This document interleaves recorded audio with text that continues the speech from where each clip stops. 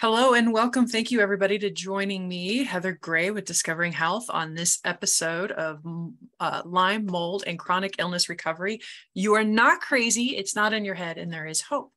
And part of the reason why I have a very special guest, Dr. Todd Watts, a chiropractor in Meridian, Idaho, co-founder of Cellcore Biosciences and Microbe Formulas. I keep wanting to say microbiome, but that's a different company. So excuse my typo there. But they're doing amazing work in the mold Lyme area. And that's why I chased him for months to be on the show, because this is one of the few products that I've used that really will, put all that in one place, because most folks with Lyme have issues with mold, have issues with heavy metals, have issues with parasites. So I'd love for Dr. Watts to tell us a little bit about himself, his background, like why he got into this, because most of us working in the Lyme and mold background usually have their own story to tell, because it's very complicated, and most people don't like dealing with it unless they have to. So I'm curious to what your story is and why you got into this route. So, and thank you for joining us. You're welcome. Thank you for having me here. I just love, this world, and I have a passion in helping people get better because of my own journey and Dr. J's wife and just so many of the clients and patients I've worked with over the years. So the reason why I'm here, really, it goes back to my own health journey, which really started out when I was 28. I was diagnosed with Epstein-Barr virus. Yeah. And I was really down and out with that for a couple months, and then just health just changes in your 30s. You get into 40, started having seasonal allergies, headaches, joint pain, memory issues, brain stuff, word recall, and severe fatigue to the point where I couldn't even work out. So people who don't have Lyme do not even understand, like, the word fatigue doesn't even begin to touch like what we experience with this. Am I right? Like, it's like a vampire literally sucks the life out of every single soul in your body. Yeah, there's no recovery. I mean, literally, it's I got to work out and then I'd be trashed for 7 to 10 days. Right? I'm sore for a couple of days, sort of thing. So then I wouldn't work out. I remember that one of my classmates, when I was going to chiropractic college, in my doctorate, and I was in my 40s, and she's like, "Oh, this is your once a year workout." I try, and then I just didn't, go, move on from that. But ultimately, with the economy and everything shifted in 2008, I lost everything. So I lost my houses, cars, and I had to decide, what am I going to do with life all over again? I was under a lot of stress. My health just kind of took a nosedive from there, and so all these symptoms just got worse. And as I was going through school, my doctorate, I was learning, I was doing a lot of internal medicine courses, and also doing like the DAPC program with chiropractic. And let me turn on some of my technology here. It can be a little distracting, can't it? Yes. So with going through this journey, I was at a conference with this guy talking about Lyme disease. Never even heard of it. And he's discussing Babesia and some Lyme and symptoms. I'm like, holy crap, I got all those symptoms. It's crazy. I mean, all this upper head tightness up through here, my chronic sacral pain for 3 years straight. I mean, I was doing every therapy possible to get fixed, and nothing was working. And you're a chiropractor. Well, yeah, I was in chiropractic school. So I was getting tested all the time. I was getting physical therapy. I was getting acupuncture. And it's like, man, my low back, my sacral pain, my upper cervicals, I could hardly even adjust my neck because it was so tight. Wow. And the fatigue part was, it's like you push through it, but it felt like I was just surviving life versus thriving in life. And as I got out of school, started my own practice, I would come home, crash for a couple hours, get up, eat dinner, be with the kids, and put them to bed, and then go back to bed again. And I missed out on a lot of things the way I would always envision life. I didn't envision life when I was a little older dad. I started at 38 having kids, but I didn't envision, I figured I'd be super active in sports and doing things with them, and I was just so exhausted, can't do that. So, I could deal with joint pain. I could deal with, a lot of the stuff, the memory issues at times, the blurry eyes, blurry vision, but the word recall stuff really bothered me. Anyway, I got through it. And as I was going through this journey, started off with Mimosa pudica seed as the first product, and it was making huge differences on patients. I figured out the correlation between parasites and Lyme disease, and how parasites suppress the immune function, which then causes the cycling or proliferation of Lyme disease, and then figuring out how to clean the gut. Actually getting parasite products that worked well. I created those, and then from there went into developing. I worked with Dr. Lindsley, who had already been. I'd used his products extensively for my Lyme, and Babesia, and Bartonella issues, and his products worked well. And then we brought those into Cellcore, and then adapted them a little bit different, but mostly his remedies that we got from him, and those worked great. And I stopped cycling. I was this whole up and down thing with Lyme, and then eventually, as I treated parasites, I stopped the cycling, and no more crashing, which was hopefully everybody hears that, because I think that's probably one of my biggest pet peeves in any Lyme group, any Lyme anything. So many folks are focused only on treatment. What'd you do for treatment? What'd you do for treatment? And you're missing out on so many healing opportunities if you're not focusing on the parasites, right? Not cleaning up the gut, not getting rid of heavy metals, like the whole thing. Like, that's why I love what you guys do so much. So this is how Cellcore came about. And it never planned on it, but it just people needed the products, and the Para One, which is the Mimosa pudica seed, like was a game changer for so many people, like massively. And people are like, oh, so you just see the product coming out in the store. Maybe you see some of it, but who cares? Because the changes people's made in health that happened, it's just dynamic and incredible. And having worked with so many people, it was you got to clean out the GI system. So. As I went through the journey, like, okay, what else am I missing? Because I started getting overall energy back, but my muscles I couldn't repair. So something was going on with that, and that's where I did deep dives into, okay, it's environmental toxins, it's radioactive material elements.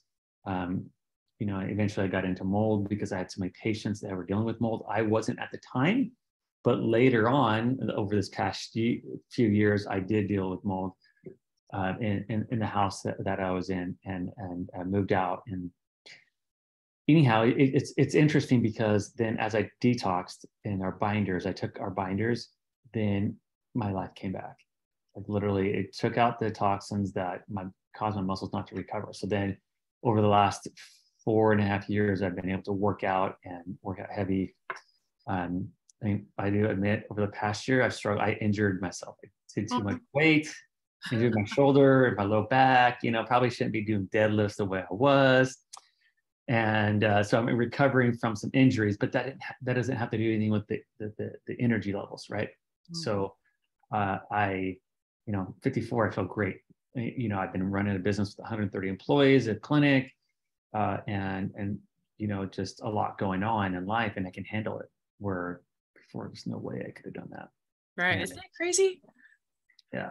How did you guys come up with that intake form? Like, I swear, wow, what a game changer, right? Because in this space, like a lot of the testing to get a lot of these issues can get really, really expensive. And a lot of times folks that have finally come to this alternative method have already spent tens of thousands of dollars, seen 20 practitioners, right? They're already like coming in hot, they're broke, they're frustrated. And here's this intake form, this free intake form that's beautiful. It's gorgeous for a practitioner like myself to kind of help point people in the right direction of, okay, let's dig deeper in this section instead of just throwing stuff at a wall that sticks. Like, how did you guys come up with that?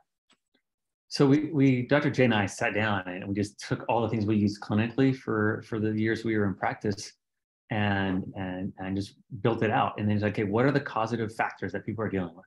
So there's an intake form, and then there's all the assessment forms that come with it. That's, any practitioner can put their name on it and use it.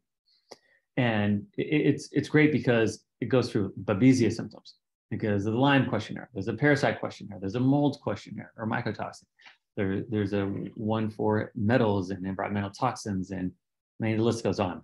So we have multiple assessment forms to help allow us to direct the practitioner to, like, where do we need to go? Oh, I see that there's a lot happening here, without having to spend, tens of thousands in testing, like you said. And I worked with so many people in the clinic that already seen 50 practitioners with all these expert Lyme doctors, and they're still not better. So they're missing something, because when you pigeonhole somebody and you have Lyme disease, you have mold or mycotoxin illness, which can be definitely mycotoxin illness that takes precedence over Lyme. Absolutely. Because it presses everything. But so many of these people that had were diagnosed with Lyme disease also had mold that they didn't know about, also had environmental toxins that were causing disruption and problems, and parasites that nobody could ever figure out because you can't get it on a test. So you got to start thinking outside the box and investigating and researching and diving deep into stuff, which is what Jay and I do on a daily basis, as well as what we did clinically. And that's how we created all this stuff, is to how do we make it easier? What do I use in my clinic? Well, let's share it with everybody and give it for free. And all our education that we do on our website for Cellcore for practitioners is free. All you have to do is have an account, and we go through the deep dives on all kinds of different subjects. So, I feel like our whole goal and our passion is to change the world in the way we think about it. Not functional medicine. Functional medicine, they say, is root cause, but it's not at all. It's all about giving a supplement to help a pathway to work. Well, that pathway isn't working due to a toxin for an infection, toxin from an infection, or a toxin from environmental chemicals and toxins that are, suppressing that enzymatic reaction. So now you're not making hormones, or you're not making neurotransmitters, or you're not digesting properly, or you don't have the right microbiome because of those toxicities. So we go after the foundational aspects, what we call foundational medicine, to go in and clear the causative factor, the why. Well, why do they have Lyme? Why do they have H. pylori, or why do they have Candida? Those aren't infections. Those are pleomorphic based organisms due to a toxin within the body that's causing that problem. So we do deep dives into what creates those. And why does one person that has Lyme have all these symptoms and somebody else that has it doesn't have any? It's bacteria that pleomorphs, and it causes problems when there's toxins in the body, disruption that can be caused by either toxins or even emotional stress and trauma that can really suppress immune function. So, it's interesting when I used to see all these people that bring all these stack of labs to me, and it's like, okay, you have Epstein-Barr, HHV6, herpes 1. I mean, it's just like, and Lyme and co-infection. Like, what don't you have? So is it really an infection problem, or is it an immune dysregulation problem? And what's dysregulating the immune system causing it to happen? And that's what we teach doctors. Yeah, absolutely. I guess that was probably the most frustrating part about my journey is, when I finally got my Lyme diagnosis after 27 years of having it, this Lyme literate doctor didn't ask about what my stress level was like, what, if I was pooping every day, if I was sleeping at night, what my, what I was eating and what I was thinking. He was just throwing napalm at the critters, not at, trying to get the detox pathways open. I thought I was going to die. I mean, that's actually what brought me to becoming a functional practitioner, is because if I continued down that pathway, I thought they were going to kill me. And so, like I said, I just think it's beautiful that you guys, it's step one, let's open up detox pathways, right? Because duh. Yeah, detox pathways, open up drainage. Like, you got to drain. If you can't drain, then you shouldn't be killing anything. And why are you killing? Because why is it there in the first place? So you got to go deeper thought process. Why do you have to kill? Or is it just there's toxins that are causing the bacteria to clean those toxins up that are proliferating out of control? So you're totally right. And the other thing we focus on initially is energy. Because how do you, if you don't have ATP, or the fuel of the body, then how is your organs and your cells going to detox or make hormones or do any of the enzymatic reactions it needs to without that function? So mitochondria and drainage is the first two things you have to deal with. And that's where a lot of the people we work with, they have so much of a better process, because now they're not going through and they're like, oh, I feel horrible. I'm like, some people might, they go too aggressive, but we try and minimize that dramatically. And that way it's a better experience. And then they're not going to cycle right back to where they were. Right. I haven't had any issues with anybody herxing off your products, like, so far. I knock on wood. Like, it's been a beautiful thing. And then the cool thing about your binders, like, you guys are like the only binders on the market where you can actually take with food and other supplements. Like, how does that work? Like, I still can't wrap my brain around that one. Okay, so there's a difference between our binders and other ones. When you're looking at a typical binder, So activated charcoal, those types of products, there's spent energy. There's no energy within those products. And all they do is they go in, they're large carbons that they just mop up stuff in the GI system. They don't even go systemic. Okay. The difference is with our carbons is we use humic and fulvic acids, but they're not like other humic and fulvics. They go through a multi-phase. So we're not just taking the powders and then turn around and encapsulating and selling them. They go through a multi-phase where they go into a liquid, stuff's added into them, and then they go into a spray dry, and then back into a liquid, back into a spray dry. So we can bring other energy into it. So we're charging, these things are getting charged to have high electroconductivity. The pH is important, but the pH is to have lower pH. So it has the energy, right? Because pH is just a measure of millivolts. So does it have, energy, or does it have high millivolts or low millivolts? And what balance does that need to be at? And so we look at what's important with the type of carbons that we have, some of them that can be GI related, some of them that go more systemic. So the fulvics and how those are brought in and how we utilize those go more systemic because they're small chain carbons that can get down to a very small size, nano size. And then the humics are more of a long chain carbon that are more GI related. And then we have a few products that are all just pure fulvics that we use in some of our BCATP products, as well as our CT minerals. But then we bring in some other cofactors with polysaccharides. So polysaccharides are sugars, right, that are in every food form. That's where we break sugars down to make energy. And then there's polyelectrolytes. So electrolytes help to charge and fuel reactions in the body. A lot of polarities, things occur within cell function, within nerves and things based off of electrolytes. So chloride, sodium, potassium pump, people here have heard of that, probably in biology. There's chloride, there's calcium, some of those things. So anyhow, it's if you really look down to the detail of how reactions work in the body, it goes back off charged particles. It's redox reactions. Yeah. Okay, it's not just, it's a B vitamin. Well, B vitamin is required, certain B vitamins required in certain reactions. But most reactions are redox, meaning that you're using oxygen, or you're using an electron, or you're using hydrogen, which is a proton. So if you consider the whole point of the mitochondria is to create energy, ATP. How do we get there? There's two main parts. There's two main parts that we get out of that. One is the Krebs cycle, and then the other one is the electron transport chain. I know this is deeper science stuff, but trust me, you guys all had it in biology in high school at some point in time. It could have been a long time ago. But the Krebs cycle, the whole point of the Krebs cycle is to reduce or add hydrogen onto two molecules, NAD and NFADH.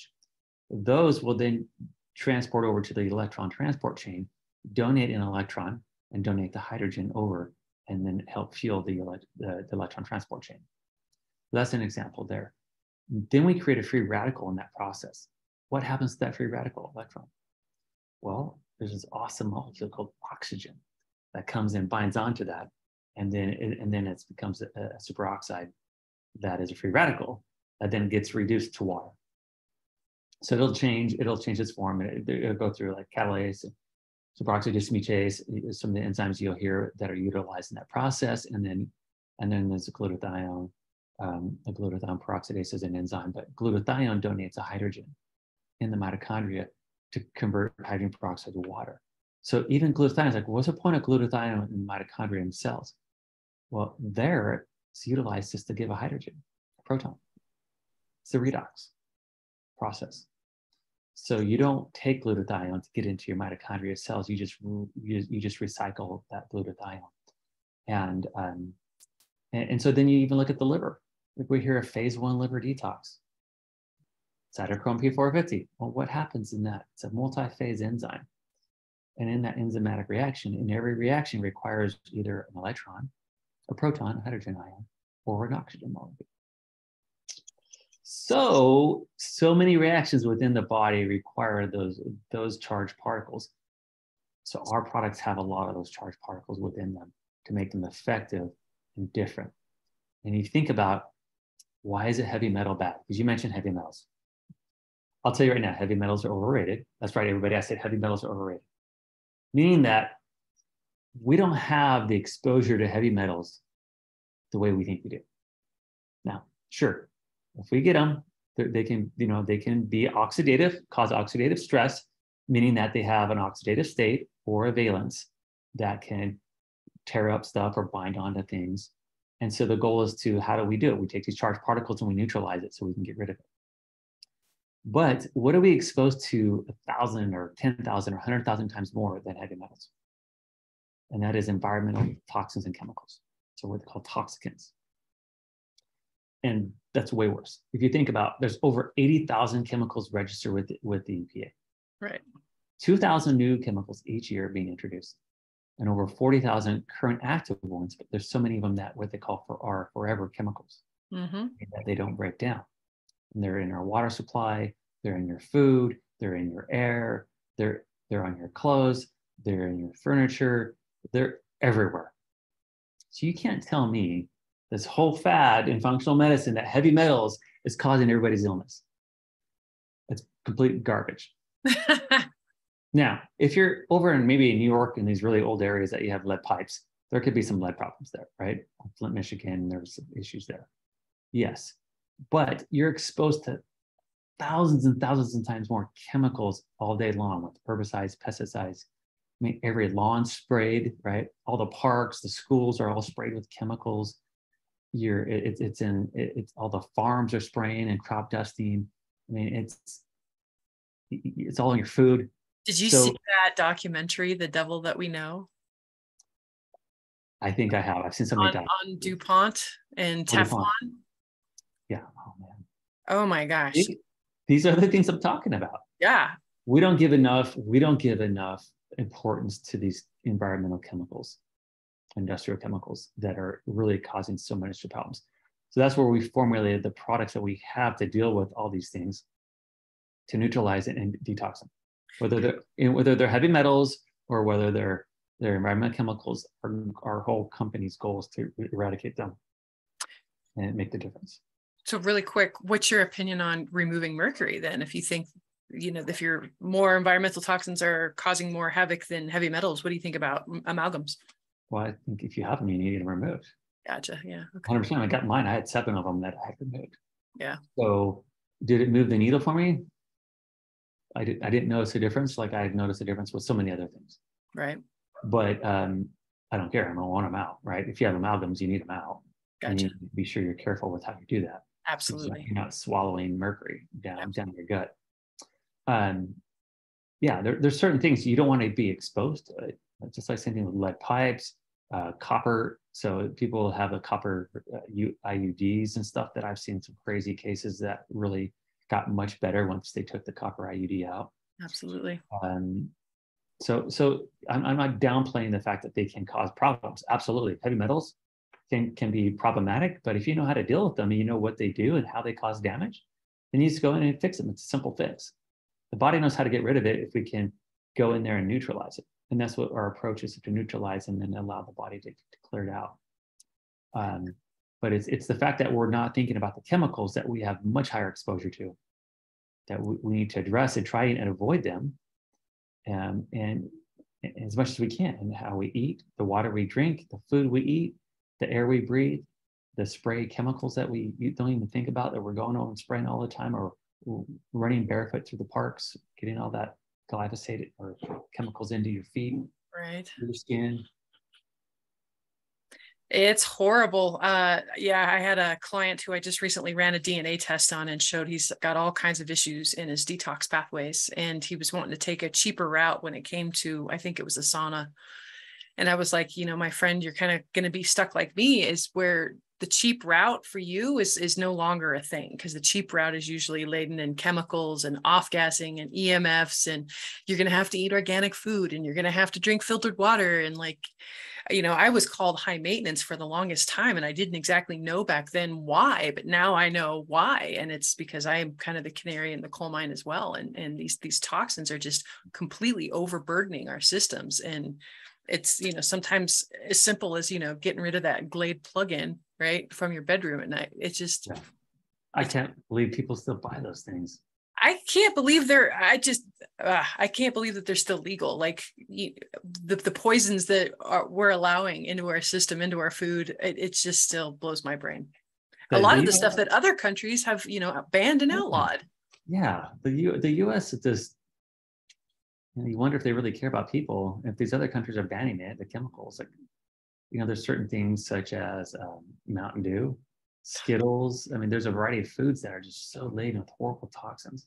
I think there's in there a big lawsuit against Skittles right now. Like finally, some of this stuff is starting to come around. Yeah, I read somewhere that there was a big lawsuit about cancer-causing ingredients and the red dye and all that stuff. And there's a big lawsuit against the blue dyes are bad. I know I have one of my kids that he knows if he has any access to any dyes, especially blue dyes, then he'll break out. He has a reaction to it.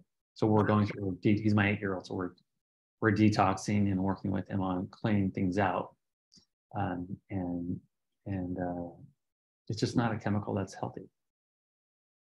Not at all. Well, I wanted to stay true to my time commitment with you. Okay. And so I wanted to say thank you so much for that little education. It was absolutely awesome. And hopefully it'll spark a couple people to, look at their treatment and look at the way that they're living differently so that they can choose better, right? Yes. Filtered water, so distilled water. Don't eat the meat at the market because it's sprayed with tons of chemicals. You get it from locally, a local place. Absolutely. And same thing with the eggs, same thing with your food. Try and be as clean what you're putting into your body as possible. Absolutely. Amen to that. Thank you so much, Dr. Watts, for joining us today. So appreciate it. Glad to be here. Fantastic. Have a healthy day, everyone.